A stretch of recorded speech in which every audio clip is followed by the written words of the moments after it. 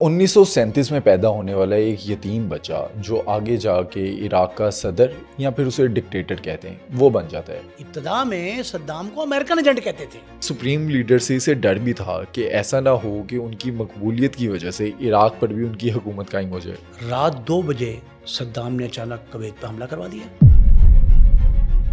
Kuwait کا جو بادشاہ تھا وہ تو بھاگ گیا، لیکن ایک شہزادہ فیصل وہ وہیں پہ رہا، اس کے ساتھ بڑی زیادتی کی۔ اس کے سر میں گولی ماری، اس کی ڈیڈ باڈی پر ٹینک چڑھا دیے۔ پہلے ایران پھر کویت، اگلا نمبر یا تو سعودیہ کا، جارڈن کا یا سیریا کا۔ پوری عرب دنیا جو ہے اس کے اوپر صدام حسین قبضہ نہ کر لے۔ سب سے بڑا مس ہینڈلنگ ایکٹ اس کا وہ پہ حملہ تھا۔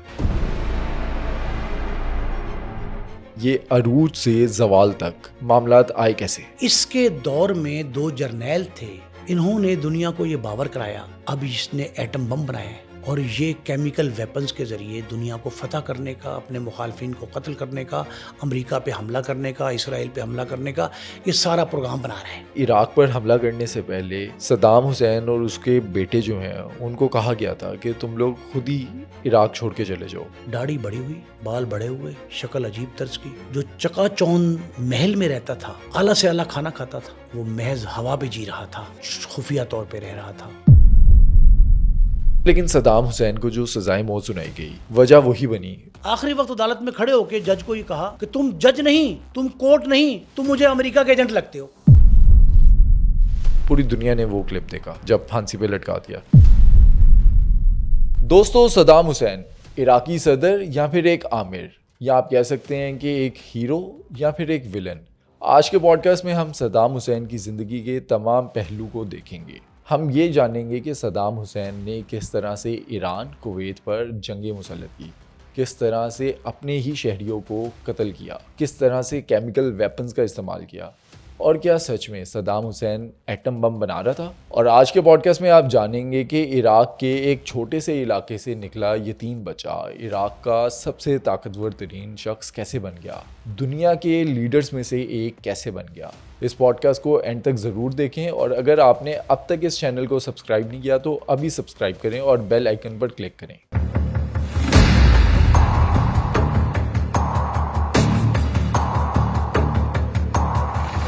نعیم صاحب، 1937 میں پیدا ہونے والا ایک یتیم بچہ جو آگے جا کے عراق کا صدر یا پھر اسے ڈکٹیٹر کہتے ہیں وہ بن جاتا ہے، لیکن دنیا یہ جاننا چاہتی ہے صدام حسین ہیرو تھے یا ویلن۔ اور صاحب یہ فیصلہ جو ہے نا، یہ قوم کئی بار کر چکی ہے۔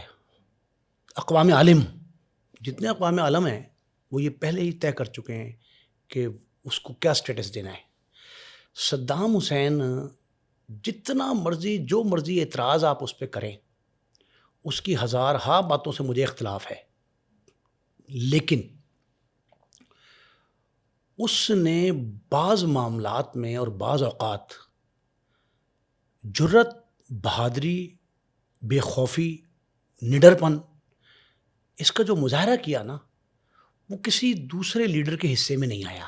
اچھا، وہ اپنی ذات کے لیے نہیں کیا کہ جب خود پہ آ گئی، جب مشکل میں آ گیا اس وقت یہ سب کچھ کیا؟ یہ بات ٹھیک ہے، اس حد تک ہے، لیکن اس کے لیے ضروری ہے کہ آپ بیک گراؤنڈ کو سمجھیں۔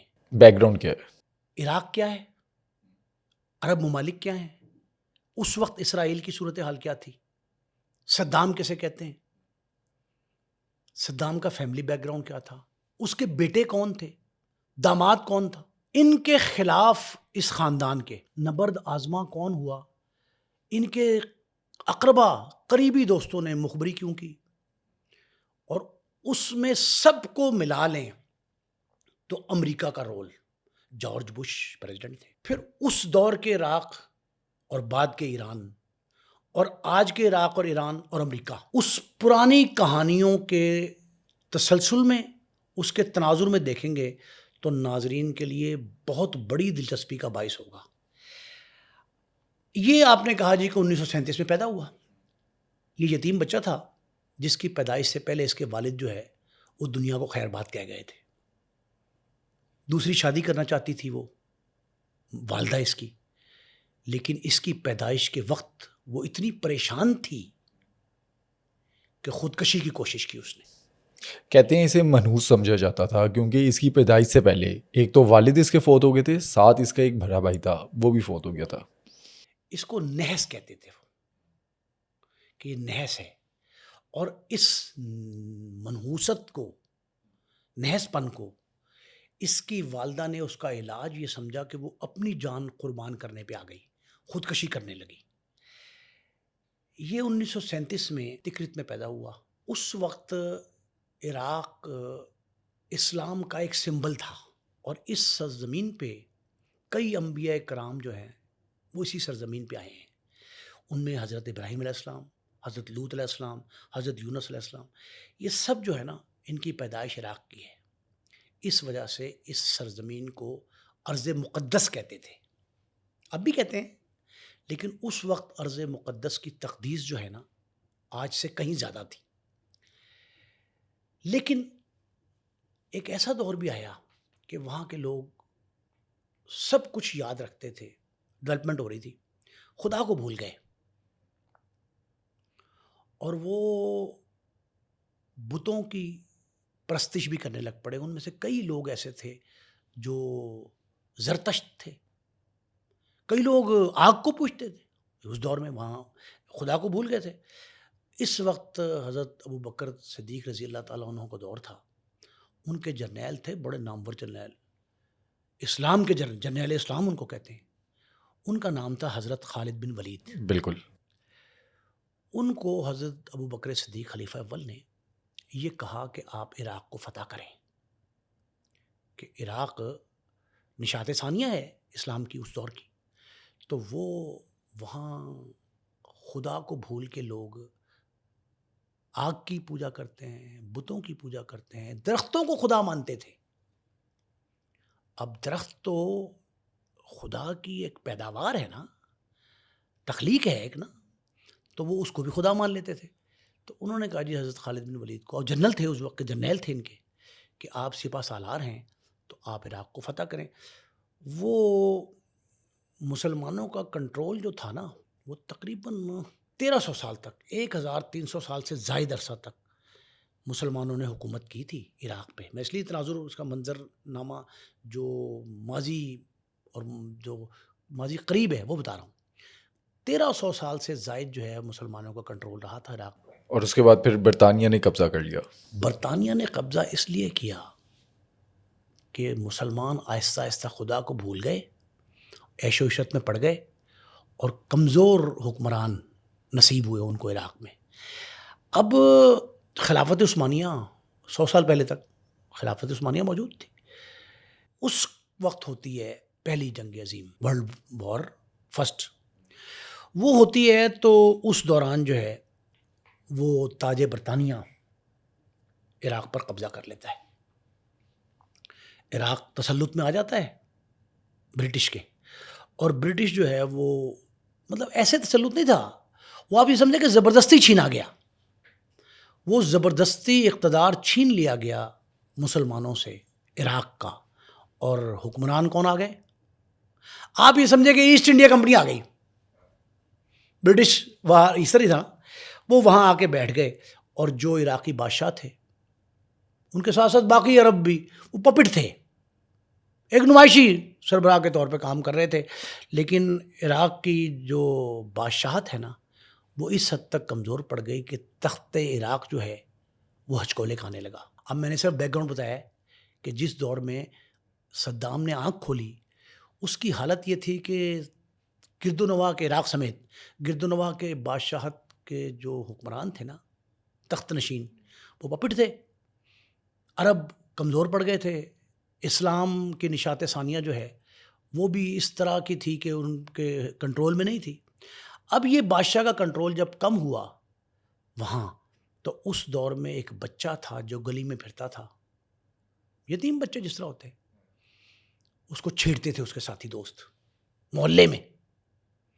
بچہ تھوڑا بڑھ رہا تھا، یتیم تھا سخت گیر بچپن سے ہی، تو اس نے اپنے بچوں کی تضحیک، بچے چھیڑتے ایک دوسرے کو، اوئے آئے اوئے یہ والا، اس نے اپنے ہاتھ میں ایک راڈ پکڑ لیا، یتیم بچہ سخت گیر، طاقتور، مضبوط جسم کا، اس نے ہاتھ میں ایک راڈ پکڑ لیا. جب یہ بچے اس کو چھیڑتے تو وہ یتیم بچہ کیا کرتا؟ اس کے ہم جولی تھے، لیکن جب چھیڑتے تو کیا کرتا تھا؟ وہ راڈ ان جسم کے کہیں اور نہیں مارتا، سر میں مارتا تھا. اچھا، یہ صدام حسین 10-12 سال کی عمر کا یتیم، سایہ پدری سے محروم تھا، باپ فوت ہو گیا پیدائش سے پہلے. یہ فوری طور پہ ان کا رد عمل شو کرتا، ان کے سر میں مارتا. اس نے 10-12 بچے زخمی کر دیے اپنے ساتھی. تو لوگوں نے کہا جی کہ ایک جناتی بچہ ہے، جناتی بچہ، کہ جی یہ جو ہے سر میں راڈ مارتا ہے اور زخمی کرتا ہے. انہوں نے اپنے بچوں کو اس سے بچانا شروع کیا اور اس کا خوف دھاک بیٹھ گئی ان بچوں پہ. اس نے کہا جی کہ یہ کسی وقت بھی جو ہے نا ہمارے پہ حملہ کر کے ہمارا سر پھاڑ دے گا. تو اس کی وجہ سے نا اس نے دوستوں نے اس کو چھیڑنا بند کر دیا. اس کی ایک جان تو چھوٹ گئی. لیکن اس کے پیدائش کے وقت 2 سانحات ایسے ہو چکے تھے جس سے اس کی والدہ پریشان تھی. ایک اس کے والد صاحب داغ مفارقت دے گئے، دوسرا اس کا بھائی بڑا وہ دنیا سے چلا گیا. تو اس کو کہا، اس کی ماں اور اس کی سہیلیوں نے، اس کی خالہ 2-3 تھیں، اس کے ماموں، وہ کہتے تھے کہ یہ نحس ہے، منحوس ہے.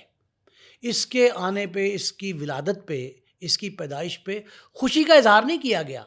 ماں نے خودکشی کی کوشش کی. کیوں؟ کہ اس کے آنے سے، دنیا میں آنے سے پہلے ہی اس کا بھائی بھی چلا گیا، اس کے والد. تو اس کو نحس کہتے تھے، کہتے منحوس ہے، اس کو اس سے بچاؤ. تو یہ اپنا گھر بار جو ہے نا یہ چھوڑ کر اپنے ماموں کے پاس چلا گیا. اور ماموں کون ہے؟ ماموں کی ایک سیاسی پارٹی تھی عراق میں. بات چھوٹی سی پارٹی تھی، 40-50-60 لوگ تھے، زیادہ بڑی نہیں تھی. یہ ماموں کے پاس جاتا ہے.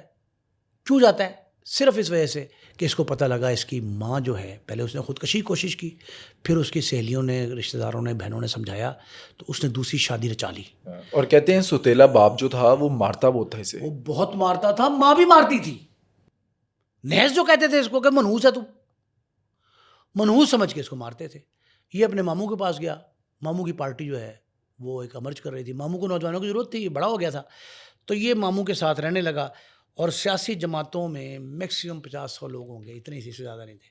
یہ ان لوگوں کے ساتھ سیاسی ورکر کے طور پہ، جماعتوں میں نا کچھ چھوٹے موٹے بچے بھی ہوتے ہیں، ان چھوٹے موٹے کام، یہ پانی پلا دو، بینچ سیدھا کر دو، کرسیاں لگا دو، اسٹیج تیار کر لو، یہ اس طرح کے بات کرتے تھے.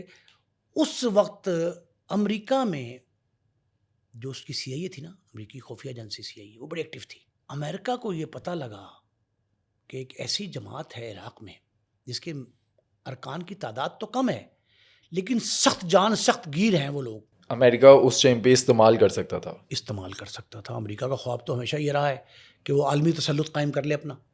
تو اس وقت بھی ان کے ذہن میں لا محالہ یہی ہوگا.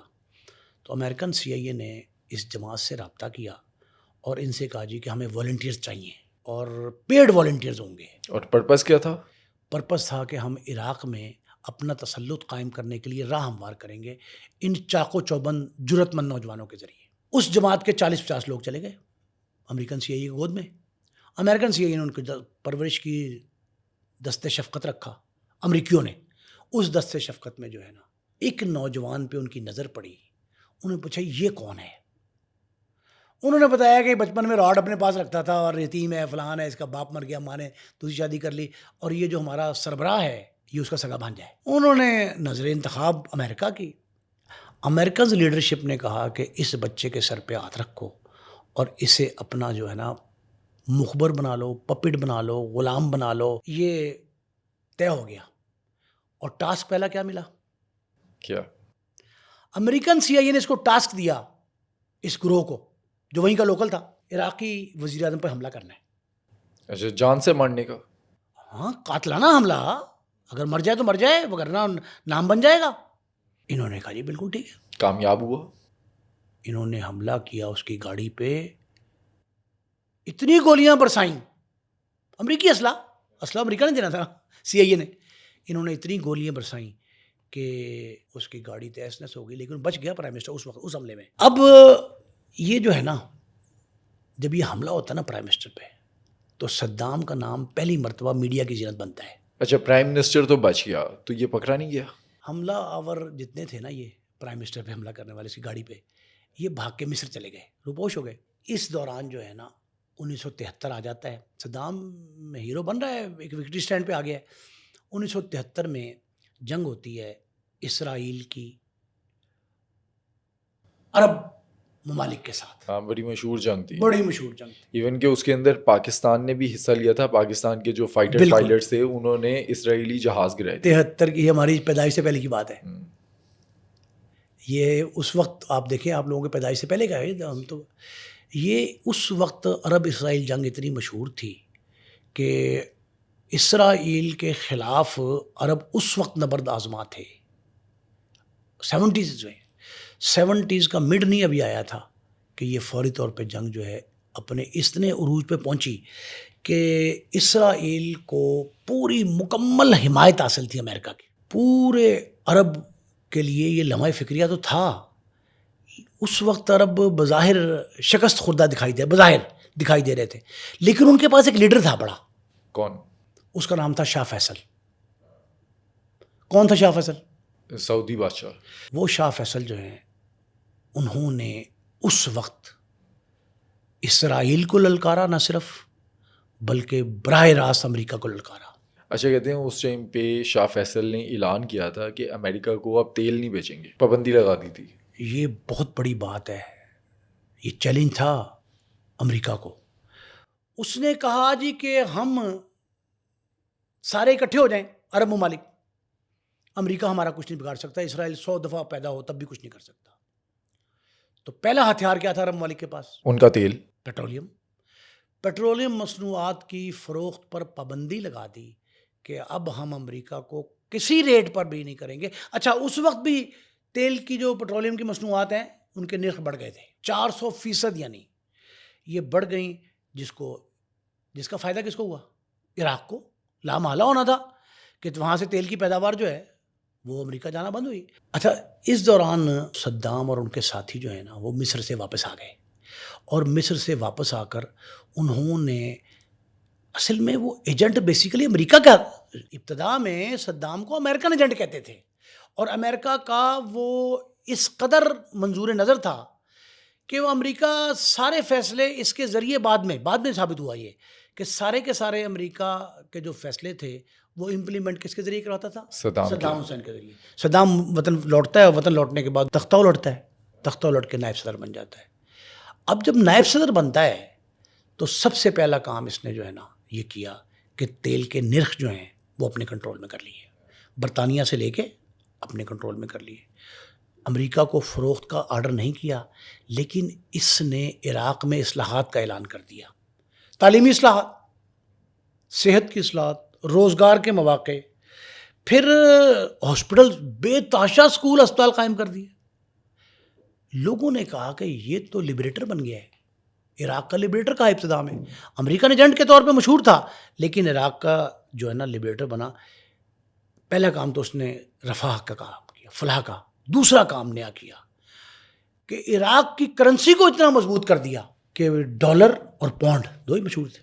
ڈالر اور پاؤنڈ کے مقابلے میں عراق کی کرنسی جو عالمی جنگ کے دوران نیچے آئی تھی, تیل کی قیمتیں بڑی تھیں, وہ سٹیبل کر کے اس نے کرنسی کو اتنا مضبوط کیا کہ وہ اگر 2 اور 6 کا فرق تھا تو 4 اور 6 کا رہ گیا. صرف عالمی کرنسی کے مقابلے پہ آ گیا. ڈالر گر گیا تھا اور عراقی کرنسی جو تھی وہ اوپر آ گئی. اب تیسرا کام اس نے کیا کیا, بٹ سب سے اہم بات یہ ہے, صدام نے نائب صدارت ملک کی سنبھالنے کے بعد ایک اہم کام یہ کیا کہ آرمی کو اپنے کنٹرول میں کر لیا. برٹش کنٹرول سے نکال کے آرمی اپنے کنٹرول میں لے لی. اب جب آرمی اس کے کنٹرول میں آئی تب لوگوں نے اسے تسلیم کیا. پہلی بار جب دیکھیں جرنیلوں کو قابو کرنا بڑی اہم بات تھی. اچھا, جو میں نے ریسرچ کی نا اس سے مجھے پتہ چلا کہ آرمی پر تو اس کا کنٹرول تھا, آرمی کو یہ دیکھتا تھا, لیکن جو باتھ پارٹی کی حکومت کے اگینسٹ ہوتا تھا اس پہ ظلم بھی بہت کرواتا تھا. اور اس کی ایک فیوریٹ فلم بھی تھی اس ٹائم کی, گوڈ فادر. اس کا جو ہیرو تھا اس میں یہ خود کو دیکھتا تھا, ہر اسٹائل اس کا فالو کرتا تھا, لباس اس کی طرح کا پہنتا تھا, سگار اس کی طرح پیتا تھا, بولتا اس کی طرح تھا, جو تقریر کرتا تھا جب سرکاری حیثیت میں نائب صدر کے طور پہ, تو اس وقت بھی اس کو کاپی کرتا تھا. یہ ایڈمائر کرتا تھا گاڈ فادر کو, اچھا اس کے بعد پھر ایک ٹائم ایسا بھی ہے کہ یہ طاقت کے نشے میں اتنا چور ہو گیا تھا, سب سے پہلے اس نے استعفیٰ لیا وہاں کے وزیر اعظم سے جو اس کی بات نہیں مان رہا تھا, اس کو استعفیٰ لے کر یو کے بھیج دیا اور پھر ریسرچ کے مطابق وہاں پر اسے مروا دیا گیا. ٹھیک بات ہے, یہ اس کو قتل کروایا.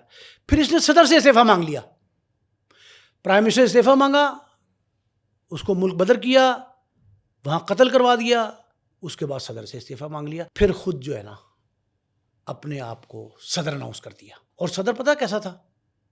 جس طرز کا ہٹلر تھا, ہٹلر جیسا مطلق العنان جو ہے وہ صدر بن گیا. اور صدر بننے کے بعد اس نے ایک میٹنگ بلائی اپنے ممبرز کی, پارٹی جو تھی اس کی ان کی ممبرز کی ایک میٹنگ بلائی, اور اس میں اچانک ذکر کیا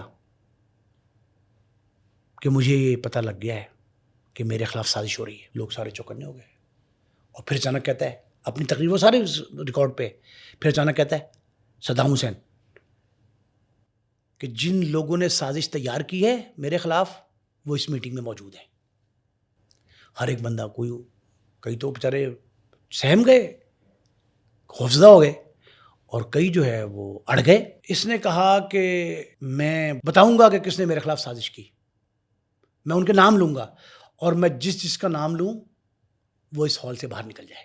اس نے نام لینے شروع کیے, موسٹلی لوگ 40-50% باہر نکل گئے. کہتے ہیں 68 کے قریب لوگ تھے جو باہر چلے گئے, کچھ اپنی مرضی سے گئے اور کچھ کو گھسیٹ کے باہر بھیجا گیا. جو رہ گئے تھے نا ان کا پتہ کیا اشر ہوا؟ کہتے ہیں کچھ لوگوں کو جیل بھیج دیا اور زیادہ تر لوگ جو تھے ان کو گولیاں مار کے قتل کر دیا. اور جو بچے انہوں نے کیا کیا؟ جو حال میں رہ گئے صدام کو قبول کر لیا, صدام کے حق میں فلک شگاف نعرے لگائے. اچھا یہ اتنی پاور میں ہے, عروج پر ہے, لیکن یہاں پر ایک غلطی نہیں کر دی 1979 میں جو اس ایران پہ حملہ, ایران پر حملہ کر دیا. بس بٹ صاحب یہ سمجھیں کہ اس کی زندگی کی فوش غلطی جو تھی نا, سب سے بڑا مس ہینڈلنگ ایکٹ اس کا وہ ایران پہ حملہ تھا. صدام حسین کو ویسے ایرانی سپریم لیڈر آیت اللہ خمینی جو ہیں ان سے مسئلہ کیا تھا؟ اس کی 3-4 وجوہات تھیں, لیکن آپ پہلے یہ دیکھیں کہ ایران میں شاہ ایران کا تختہ الٹا تھا, انقلاب ایران آیا تھا, انقلاب ایران آ گیا 1979 میں.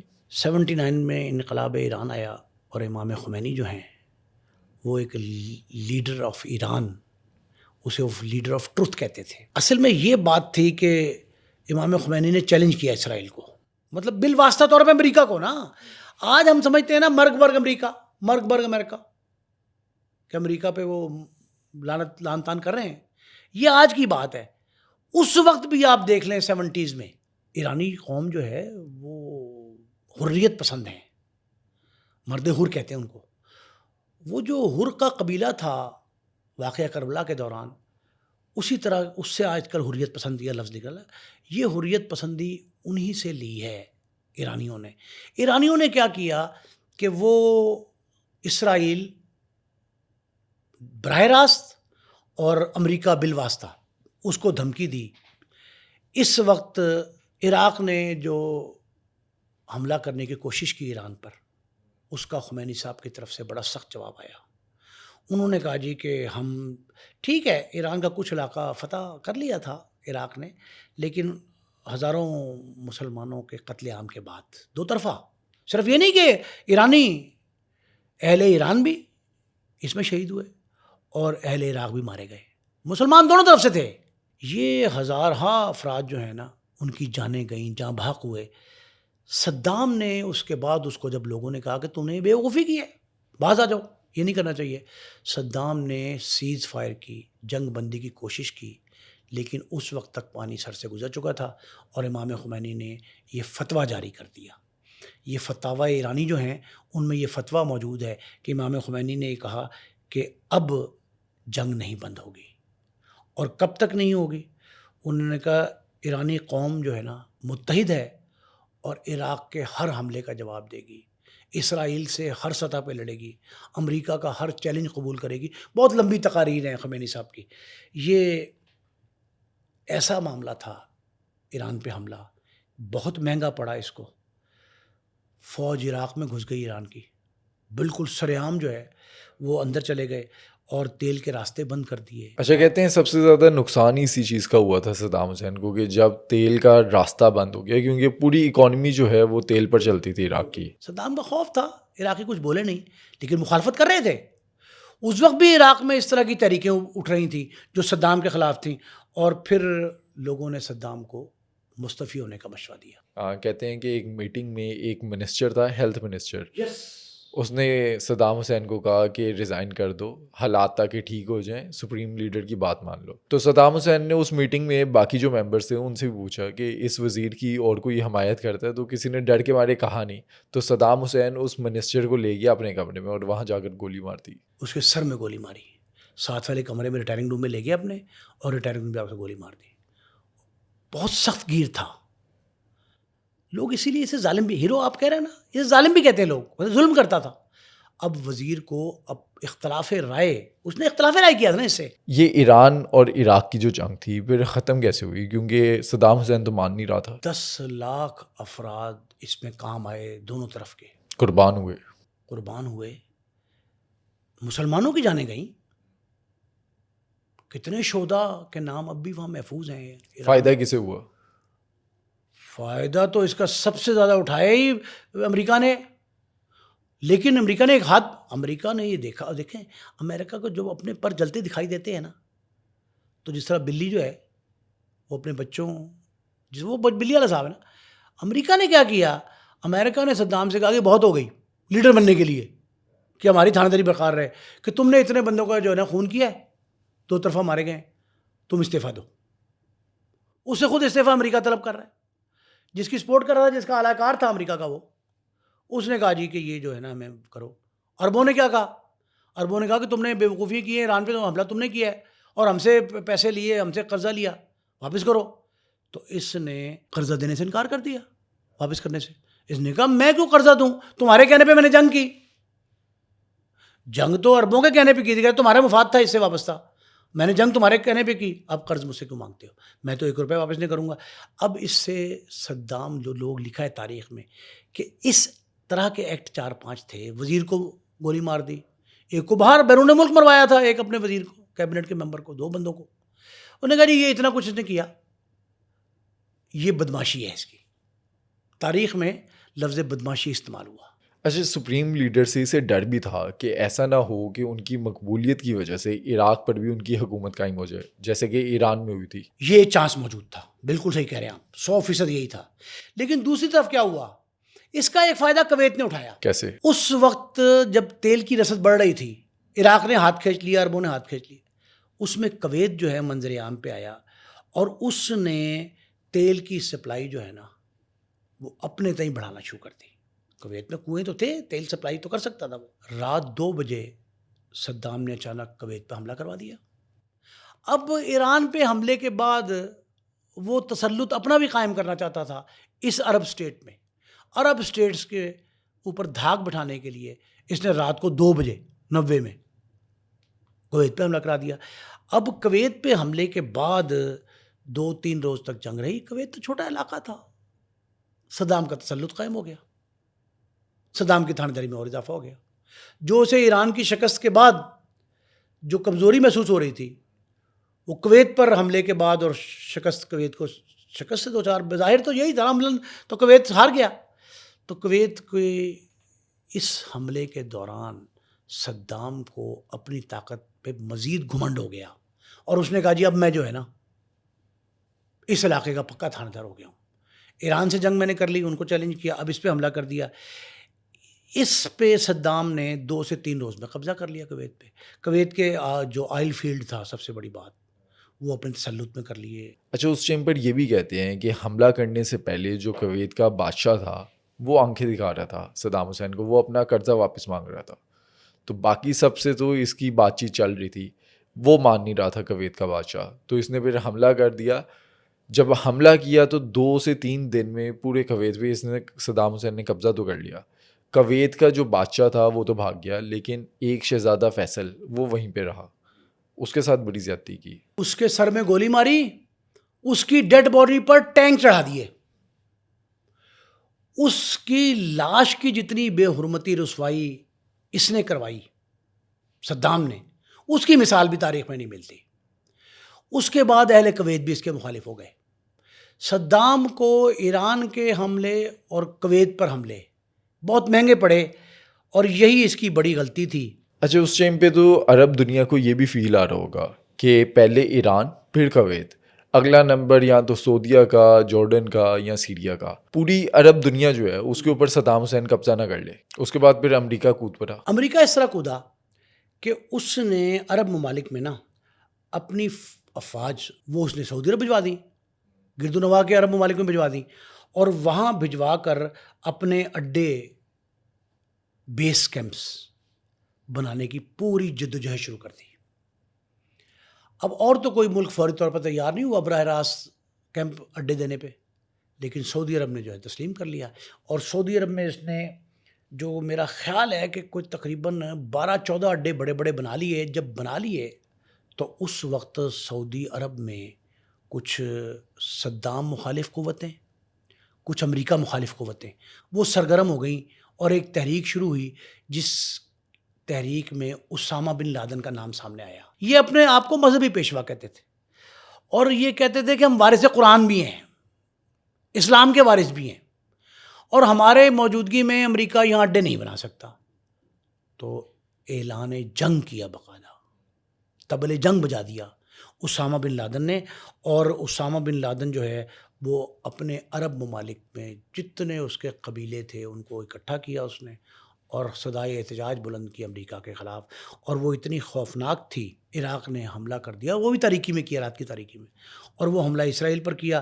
اور اسرائیل پر حملے کے بعد جو ہے نا اچانک تبدیلی یہ آئی کہ دنیا کی بیشتر اقوام صدام کے خلاف ہو گئیں. انہوں نے کہا لی پہلے امریکہ کا ساتھ دیا اس نے پپٹ بن کے، ایجنٹ بن کے امریکہ کا، اسرائیل کا سہارا لیتا رہا، بعد میں اسرائیل کے خلاف اس پہ بھی حملہ کر دیا.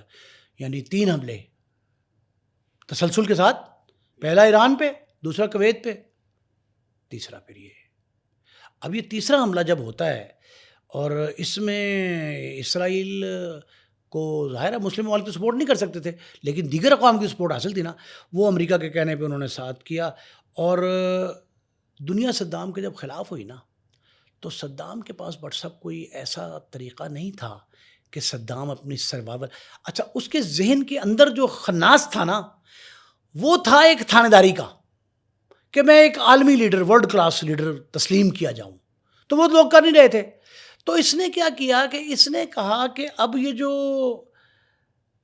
تھا تو وہ سیکولر لبرل جو مرضی کہہ لیں آپ وہ تھا، لیکن اس نے اپنے آپ کو نا اسلامی رنگ میں ڈھال لیا، روپ تیاری کر لیا اسلام کا، اور مسلم امہ جو ہے نا ان کے سہارے عالمی شہرت حاصل کر رہا ہوں.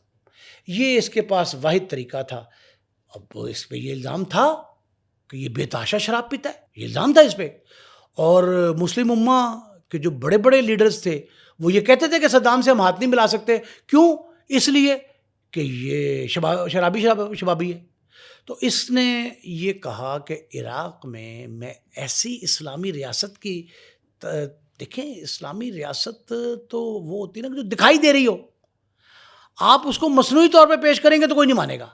لیکن اس نے کہا کہ اسلام کی ترویج اور تشہیر کے لیے نا عراق کے بعض علاقوں میں اس نے مدرسے قائم کر دیے. کہتے ہیں شراب پر بھی پابندی لگا دی، اپنے بلڈ سے جو ہے وہ قرآن پاک لکھوایا. ہاں لکھوایا نہیں، حکم دیا کہ میری زندگی میں میرے خون سے قرآنی آیات کی تحریر کی جائے. ہاں ہو بھی گئی تھی، ہو گئی تھی، شروع ہو گئی تھی، ہوتی نہیں، بات تک ہوتی نہیں. اب یہ ایک اور تبدیلی ہوئی تھی، یہ جو عراق کے جھنڈے پہ آج اللہ اکبر لکھا ہے نا، یہ بھی صدام کے دور میں تھا. مطلب اس نے اپنے آپ کو پورا اسلامی لیڈر ظاہر کیا. یہ سارے واقعات ایسے تھے جو بہت زبردست قسم کے نا اس کے لیے عرب میں ایک حمایت پیدا کر سکتے تھے. اچھا لیکن یہ اسٹل طاقت کے نشے میں چور تھا. اس نے بچوں پر اور اپنے شہریوں پر جو باغی ہو گئے تھے اس سے، ان پر کیمیکل ویپن کا استعمال کیا. یہ اس کے خلاف جو علم بغاوت بلند کرے، صدائے احتجاج بلند کرے، اس کو چھوڑتا نہیں تھا. ایک اور قصہ ہے بڑا مشہور. اس کے دور میں 2 جرنیل تھے جو اس کے صف اول کے سپہ سالار تھے. کہتے ہیں داماد بھی تھے اس کی، دونوں داماد تھے، اس کی بیٹیوں کو بیائے تھے. وہ ملک سے فرار ہو گئے عراق سے، دنیا کے سامنے آ گئے. دنیا کے سامنے آ گئے. انہوں نے ریڈیو اس وقت بڑا عام تھا، انہوں نے ریڈیو پر تقاریر کی اور کہا یہ جاتا ہے کہ اس کو امریکہ کی حمایت حاصل تھی. امریکہ نے ان کو تشہیر دی، پبلسٹی دی. انہوں نے صدام کے خلاف وہ زہر اگلا کہ پوری دنیا صدام کے خلاف صدائے احتجاج میں شامل ہو گئی. بٹ صاحب یہ امریکہ نے ایک ایسی گیم الٹا دی کہ وہ دو جرنیل جو اس کے داماد بھی ہیں، انہوں نے اس کے خلاف علم بغاوت بلند کیا اور اس کا پنجابی میں کہتے کچا چٹھا، وہ سارا کچا چٹھا بیان کر دیا. انہوں نے دنیا کو یہ باور کرایا کہ صدام دنیا کے لیے ایک بہت بڑا چیلنج بن جائے گا. اب اس نے ایٹم بم بنایا ہے اور یہ کیمیکل ویپنز کے ذریعے دنیا کو فتح کرنے کا، اپنے مخالفین کو قتل کرنے کا، امریکہ پہ حملہ کرنے کا، اسرائیل پہ حملہ کرنے کا یہ سارا پروگرام بنا رہا ہے. اور یہ سارا اسکرپٹڈ تھا امریکہ کا. امریکہ نے یہ اس کو فیڈ کیا تھا دونوں جرنیلوں کو. یہ اس کے پروردہ تھے، اعلی کار تھے. ان دونوں جرنیلوں نے 3-4 مختلف ممالک میں بیٹھ کر ایسا پروپیگنڈا کیا جس سے صدام خود بھی پریشان تھا، لیکن اہل عراق بہت پریشان تھے کہ یہ کیا ہو رہا ہے، کہ ہماروں میں سے ہی ہے، بیچ میں سے، اور داماد ہے. یہ بڑا ہوشیار تھا، اس نے فون کیا ان کو خود اور داماد سے کہا پیار محبت میں کہ تم واپس آ جاؤ، تمہارے سارے مطالبات مان لیے جائیں گے. دھوکے میں، بھروسے میں لا کر وہ بھروسے میں آ گئے. اس نے چیٹنگ کر کے واپس بلایا. وہ واپس آئے، جہاز ابھی اترا نہیں تھا. اس نے پیغام بھجوایا ان دونوں کو کہ خاموشی سے میری دونوں بیٹیوں کی طلاق بھیج دو، اگر نہ بھیجی طلاق تو تمہیں مروا دیا جائے. وہ واپس آتے ہیں، ان کو پکڑ لیتا ہے، ان کو سزا دیتا ہے، قتل کروا دیتا ہے. جب قتل ہوتا ہے تو پوری دنیا میں یہ پھیل جاتی ہے بات، امریکہ پھیلاتا ہے. انہوں نے کہا جی کہ اس کے خلاف جو ہے نا کارروائی ہونی چاہیے اور اس کی جو بیٹیاں ہیں ان کو منظر عام پہ لایا جائے. امریکہ کا پلان تھا کہ منظر عام پہ لایا جائے. پہلے تو بدنامی کرائی جائے صدام کی کہ جناب اس نے اپنے داماد مروا دیے، 2 جرنیل، نقصان کیا عراق کا. دوسرا ان سے کہا جی بیٹیوں کو منظر عام پہ لے کے آؤ کسی طرح، اور بیٹیاں ہی کہیں کہ ہمارے شوہروں کو کس نے مروایا؟ ہمارے باپ نے. بیٹیوں سے کہا گیا، بیٹیوں نے انکار کر دیا. ان کا ہم تو نہیں کہتے اپنے باپ کی بات. اچھا، بیٹیاں کہتی ہیں کہ ہمارے بھائی نے، یعنی کہ یہ صدام بعد کے میں بیٹے نے. یہ سیکنڈ آپشن تھا. پہلی کوشش یہ کی گئی امریکہ کی طرف سے کہ بیٹیاں آ کے یہ کہیں کہ ہمارے شوہروں کو مروایا صدام نے، ہمارے باپ نے. اس نے کہا جی کہ نہیں، ہمارے بھائی نے مارا ان کو، بھائی نے مروایا. جب یہ بات پھیلی تو اس کی تحقیق میں، تصدیق میں، مزید تفتیش میں یہ پتہ لگا کہ بیٹے کو کس نے کہا تھا؟ صدام حسین نے. بیٹے کو صدام نے کہا تھا کہ اپنی بہنوں کے غدار شوہروں کو قتل کر دو. وہ غداری کا تمغہ سجا کے ان کو قتل کروایا گیا. اور یہ اود صدام بڑا بیٹا تھا جس نے یہ سارا ایکٹ کیا اور پھر بڑی بے دردی سے گولیاں ماری. اچھا، یہ جو بیٹا تھا کہتے ہیں بہت ہی عیاش تھا. بیٹا باپ سے بھی 2 ہاتھ آگے تھا. اود صدام کی ساری کہانیاں میں میڈیا میں دیکھتا رہا. اس دور میں اتنا الیکٹرانک میڈیا نہیں تھا، پرنٹ کی زینت بنی ہے. اود صدام کے بارے میں یہ بات چھپتی رہی اخبارات میں. جتنے اخبار شائع ہوتے تھے دنیا بھر میں، ان میں اودے کی جو حرکتیں تھیں ان کا ذکر ہوتا تھا. اور اودے کے بارے میں کہا جاتا تھا کہ وہ اپنے محل میں طوائفیں بھی رکھتا ہے، غلام بھی رکھتا ہے، کنیزیں بھی رکھتا ہے، شراب اور شباب کی محافل بھی سجاتا ہے. اودے کے بارے میں سب کچھ مشہور تھا. اور اودا جو ہے نا وہ عالمگیر شہرت کا حامل ظالم شخص تھا. اچھا، یہ دن کیسے بدلے؟ یہ عروج سے زوال تک معاملات آئے کیسے صدام حسین کے؟ 3 جنگیں میں نے آپ کو بتائیں، ایران کی، عراق کی، اور پھر اسرائیل پر جو حملہ کیا اور 2 جنرلز کو مار دیا، اپنے کیبنٹ کے بے شمار لوگوں کو مار دیا. کویت پہ حملہ، ہاں، قبضہ، یہ سارا کچھ اس کے خلاف کیا. ایک دوسرا یہ ہے کہ صدام نے اپنے اوپر آخری وقت میں جب اس پہ ابتلا کا دور آیا تب اپنے اوپر اسلام نافذ کرتا دکھائی دیا. وہ کہ جی میں اسلام عائز آدمی ہوں. اسلامی لیڈر بننے کی کوشش وہ کی. اسلامی لیڈر کی ناکام کوشش تھی. اس کو لوگ جو ولن مانتے ہیں نا، ولن اسی لیے مانتے ہیں، وہ ہیرو نہیں کہتے اس کو، وہ کہتے ظالم بھی تھا، بیٹا بھی ظالم تھا، پدرم سلطان بود. میں نے صدام حسین پہ بے شمار ڈاکومنٹریز دیکھی. صدام حسین ایک ٹائم ایسا آیا کہ وہ ڈرتا تھا کہ کہیں اس پر حملہ نہ ہو جائے. صدام حسین کہیں پر بھی جاتا تھا کسی کو پتہ نہیں ہوتا تھا کہ اصلی صدام حسین کون ہے. باڈی ڈبل رکھے ہوتے تھے. مطلب کہ 3 اگر ایونٹس ہیں تینوں جگہ صدام ہے لیکن کسی کو یہ نہیں پتا کہ اصلی صدام کون سا ہے, کہ کہیں پر بھی ہٹ ہو سکتا ہے. امریکہ کی اس پر نظر تھی. پر صاحب پہلے تو آپ یہ سمجھیں کہ عرب ممالک کی بہت سی تحریکیں اس کے خلاف تھیں. اس کا اپنا بیٹا اودے صدام, وہ اس سے بہت تنگ تھا صدام, لیکن جو غلط کام تھا نا, برے گندے کام, وہ اس سے کرواتا تھا. اس وجہ سے اس کی سرپرستی کرتا تھا. اور یہ آخر وقت تک بھی اس کا ساتھ دیتا رہا, یہ ٹھیک ہے. لیکن جب اس کے دونوں داماد جنرلوں نے یہ بات پھیلائی دنیا میں کہ یہ ایٹم بم کا خواب دیکھ رہا ہے, کیمیکل ویپن استعمال کرنے کے, دنیا کو نقصان پہنچانے کے ارادے رکھتا ہے, تو اس وقت اس خوف میں مبتلا تھی دنیا. اچھا, لیکن جب یہ ایسی باتیں سامنے آئی کہ یہ ایٹم بم بنا رہا ہے یا اس نے بنا لیا ہے اور کیمیکل ویپنز جو ہیں اس نے تیار کر لیے ہوئے ہیں, اس ٹائم پہ ایک ٹیم عراق میں گئی اور چپا چپا چھان مارا, کہیں کچھ نہیں ملا.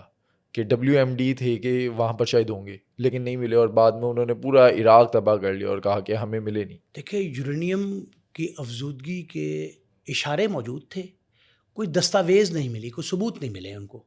وہ کہتے ہیں جی کہ یہ جرنیلوں نے کسی کے ایما پر, ذرا امریکہ تھا, کہ ایما پر بدنام کرنے کی کوشش کی ہے. بڑا نقصان اٹھایا ان ٹیموں نے, بڑا پیسہ خرچ, اخراجات جو ہوئے ان پہ, انہوں نے ہر چیز کھال کے مار دی, ادھر سائڈ پہ رکھ دی, لیکن ملا انہیں کچھ نہیں.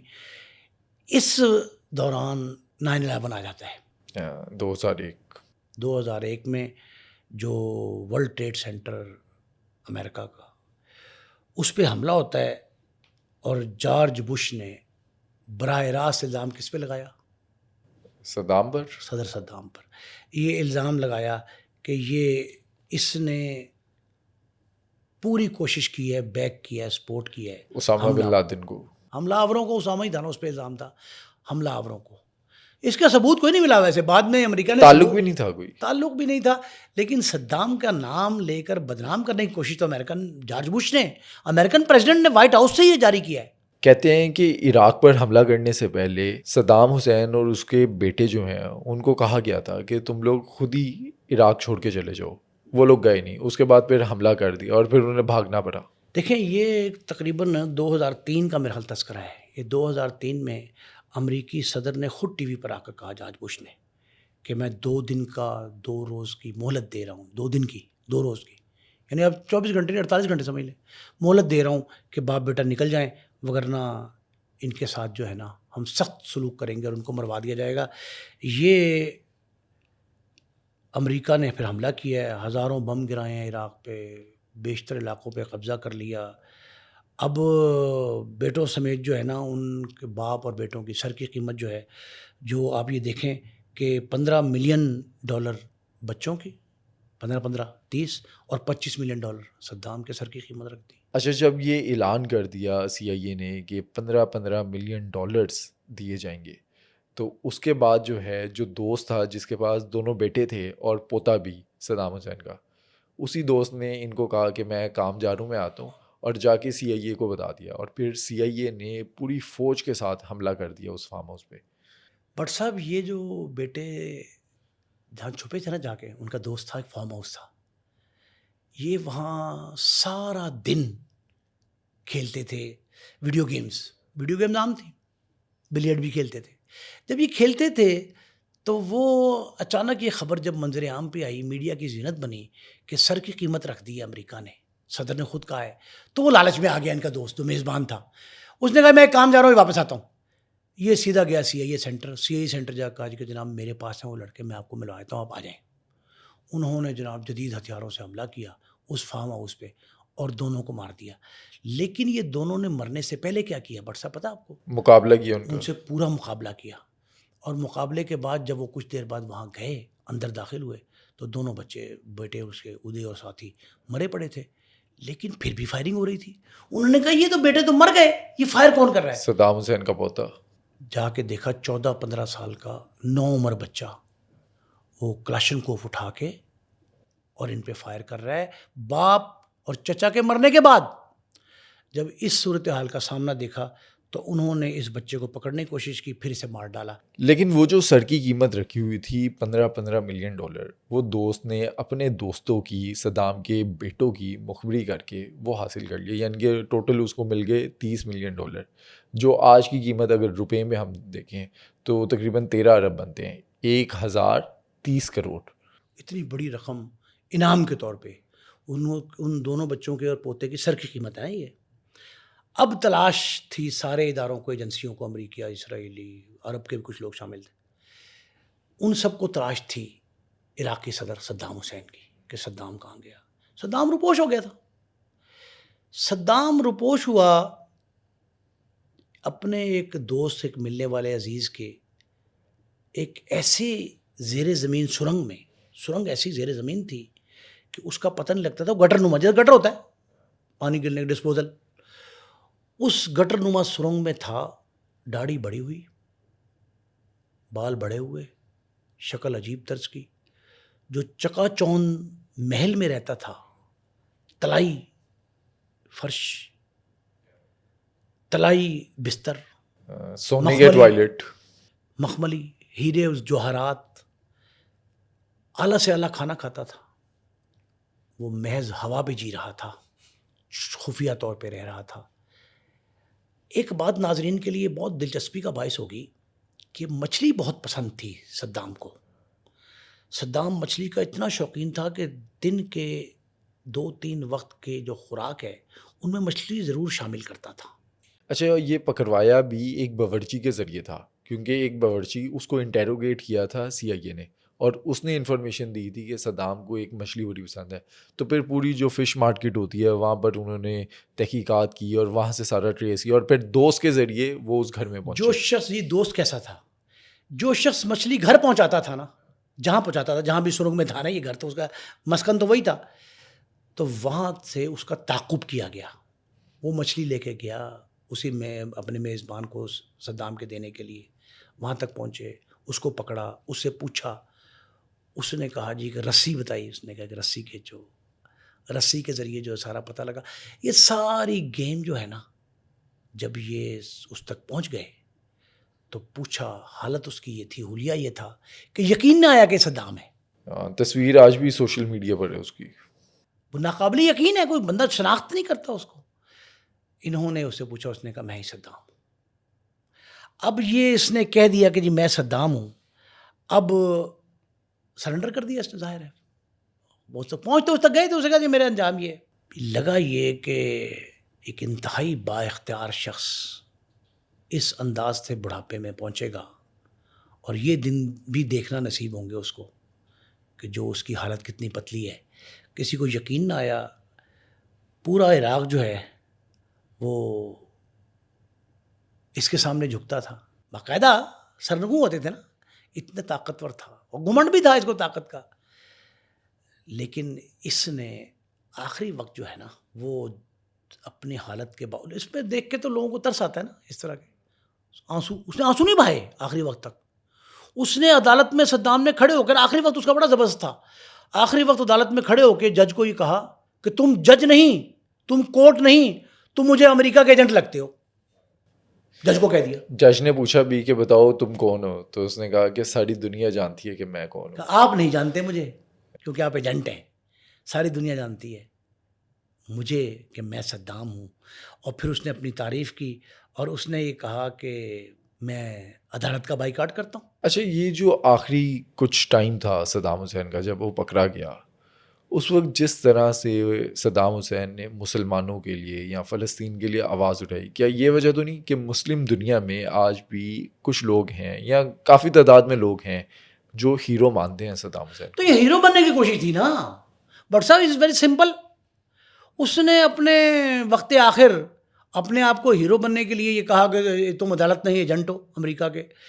پھر یہ ہے کہ زور زور سے ہاتھ ہلا کر اٹھا کر مرگ برگ امریکہ, مرگ بر اسرائیل نعرے لگائے عدالت میں. اس نے اسرائیل اور امریکہ پہ لان تان کی کہ جی میں یہ ثابت کروں کہ میں اب بھی مسلمانوں کا لیڈر ہوں. اچھا لیکن صدام حسین کو جو سزائے موت سنائی گئی وجہ وہی بنی جب صدام حسین نے اپنے شہریوں پر، عراق کے شہری جو صدام حسین کے باغی تھے، ان پر کیمیکل ویپنز کا استعمال کیا. اس وجہ سے صدام حسین کو سزائے موت سنا دی. اور پھر کہتے ہیں کہ 30 دسمبر 2006 پوری دنیا نے وہ کلپ دیکھا جب پھانسی پہ لٹکا دیا. اس میں بھی کہا جاتا ہے کہ صدام حسین نے کہا تھا کہ اس کی جو آخری وش ہے کہ اسے گولی مار کے ایک فوجی کی طرح مارا جائے. یہ دیکھیں اس نے اپنے آپ کو وقت آخر بھی وہ نہیں کیا، جھکایا نہیں. اس نے یہ کہا، آخری خواہش پوچھتے ہیں ہر پھانسی دی جانے والے کو، سزائے موت تو ہو گئی تھی اس کو. اس نے کہا جی کہ مجھے سامنے کھڑا کر کے سینے پہ گولی ماری جائے سولجر کی طرح. یہ لفظ ہے لائک اے سولجر، اس نے کہا ہے. وصیت اس کی آخری. کیوں؟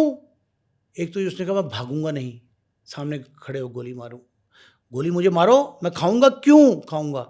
وجہ اس کی یہ ہے کہ لوگ کہیں کہ یہ ایک جوان تھا، فوجی تھا، آخری دم تک لڑتا رہا. لیکن یہ وصیت اس کی مانی نہیں گئی. اچھا، پھر دوسری جو چیز مانی گئی تھی وہ یہ تھی کہ منہ کے اوپر پھانسی دیتے وقت جو کالا کپڑا ڈالا جاتا ہے وہ اس نے منع کر دیا تھا. اب یہ کہتے یہ ہیں کہ جب تختہ دار پہ لے جایا گیا اس کو، تب بھی نعرے بازی کر رہا تھا. اور یہ نعرے جو ہیں پہلے امریکہ اور اسرائیل کے خلاف لگاتا تھا، اور پھانسی کے وقت اس نے عراقی عوام کے حق میں نعرے لگائے، مسلمانوں کے حق میں، اسلام کے حق میں نعرے لگائے. اور یہ جو اس کی وصیت تھی تو عدالت نے ماننے سے، انتظامیہ نے بھی، جیل حکام نے بھی ماننے سے انکار کر دیا کہ اسے گولی مار کر قتل کیا جائے. اور سینے پہ گولی کھاؤں گا یہ نہیں مانی انہوں نے اس کو تختہ دار پہ لٹکایا. اور یہ پوری دنیا نے وہ منظر دیکھا. ویڈیو کلپ وائرل کیا گیا اس ایک یتیم بچہ، جرت مند نوجوان، نڈر، جری، ہاتھ میں اسٹک پکڑے، لوہے کا راڈ پکڑ کے، جوان ہونے والا، پھر نائب صدر، استعفے مانگنے والا، قتل و غارت گری کرنے والا، ظلم کرنے والا، ڈکٹیٹر، محل میں بہت بڑے صدر کے طور پر رہا. پھر ایک سرنگ میں چلا گیا، پھر تلاش کیسے ہوئی، مقدمہ کیسے فیس کیا. اس سارے مراحل کا اختتام جو ہے نا اس وقت ہوا جب اسے عراق میں ہی، جہاں کا وہ صدر تھا، اس کے تختہ دار پر لٹکا دیا گیا. لیکن امریکہ جو چاہتا تھا عراق پر قبضہ کرنا، عراق کے تیل پر قبضہ کرنا، وہ اس نے کر لیا.